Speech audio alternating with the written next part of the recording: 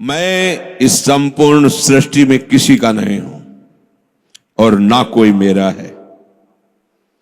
मैं नित्य प्रभु का हूं और प्रभु मेरे हैं। यही मेरा दृढ़ विश्वास है, यही टेक है। ऐसी टेक जब हो जाती तब कोई कर्तव्य कर्म नहीं बचता, ध्यान रखना। इसीलिए गोस्वामी जी ने कहा है, बिगड़ी जन्म अनेक की अब ही सुधरे। आज अभी इसी क्षण अगर ये स्वीकार कर लो, पर इस स्वीकृति की परीक्षा होगी कि आपका इस संसार में कोई है। अगर आप ऐसे ही कहते मैं प्रभु का हूं, प्रभु मेरे हैं, मैं संसार का नहीं हूं, संसार मेरा नहीं, ठीक है, अब आपका कोई कर्तव्य नहीं, अब प्रभु सब संभाल लेंगे। पर यदि जहां जहां आपने मान रखा ऊपर से बोल रहे, तो दो बात होगी, या तो हरण कर लेंगे, बड़े कृपालु हैं, हरण कर लेंगे, रखेंगे ही नहीं तुम्हारा अपनापन सब जगह से, या विवेक के द्वारा हटा देंगे। तैयार रहना, ये बोलना सहज बात नहीं है। बड़े कृपालु हैं, उनकी दो लीलाएं होती हैं, एक विवेक लीला होती है, एक विनाश लीला होती है। तो अगर आप ये बोलने की हिम्मत कर रहे हैं कि संसार में कोई भी मेरा नहीं है और मैं इस संसार में किसी का नहीं हूं, तो जिन जिन को अपना माने हुए हैं, आप तैयार हो जाइए। या तो इतना बलशाली विवेक पैदा होगा कि राग नष्ट हो जाएगा, और नहीं तो बाहर से उनकी सामग्री वो हटा लेंगे कि तुम्हारा तो कुछ है नहीं है। अब फिर रोते घूमो कि मैं तो प्रभु का भरोसा लिया था, देखो ऐसा भगवान को नहीं करना चाहिए। तो पहले समझ लीजिए, इसके बाद कोई कर्तव्य नहीं रहता उपासक का, पूरी की पूरी डोर भगवान संभाल लेते हैं। महान आनंद। पर यह बोलना बहुत होश में,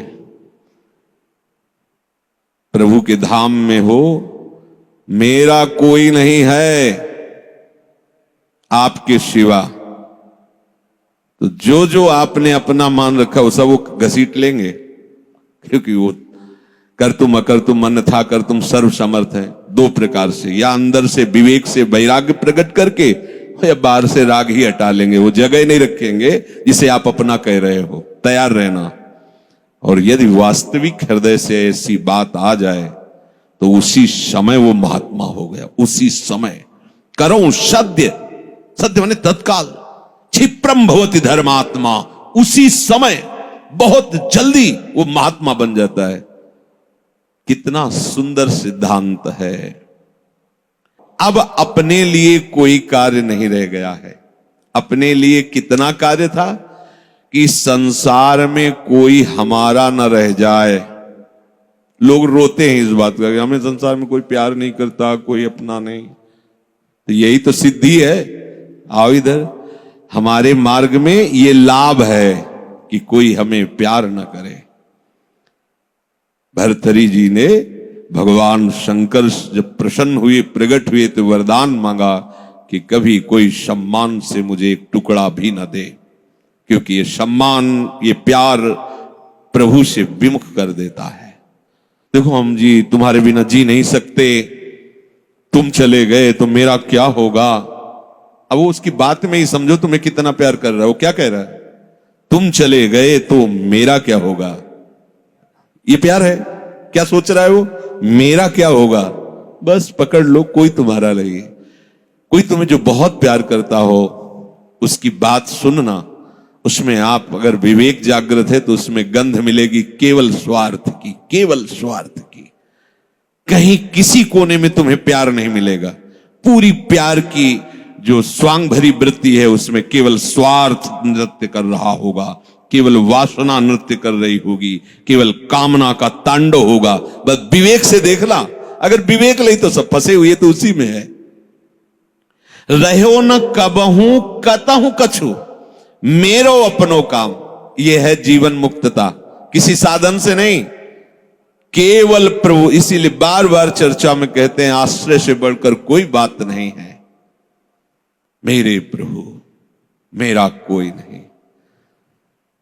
देवर्षि नारद जी अपने पूर्व जन्म की बात जब भगवान श्री कृष्ण द्वैपायन व्यास देव जी को बताते हैं तो कहते एक माँ थी, जब वो मरी तो मुझे बहुत आनंद आया कि भगवान ने एक बंधन था वो भी समेट लिया, अब तो बस निर्विघ्न में चल पड़ा भगवत प्राप्ति के लिए। ये अगर कहीं कोई वस्तु व्यक्ति स्थान हो तो उसे बहुत शीघ्र श्री जी के चरणों में समर्पित करो। समर्पित का मतलब लाडली, ये मेरे पुत्र परिवार जिनको मैं अपना माने हुई थी, प्रियाजू अब मुझे आप चाहिए, ये सब जंजाल सहित मैं आपको समर्पित हूं, आप देख लेना। अब मेरी ताकत नहीं कि मैं इस जाल से मुक्त हो सकूं, मेरी ताकत नहीं है कि मैं ज्ञान विज्ञान के द्वारा शरीर राग और शरीर संबंध राग मिटा सकूं। तो ये मेरी भोरी प्रियाजू,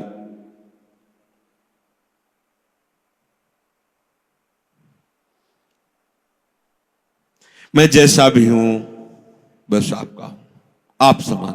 वो बहुत मृदु भाव से समेट लेंगे आपका राग, निश्चित। ये जब तक आपका कुछ है तब तक आपका साक्षात्कार नहीं होता, आप समझ लीजिए। कुछ भी, एक तिनका भी,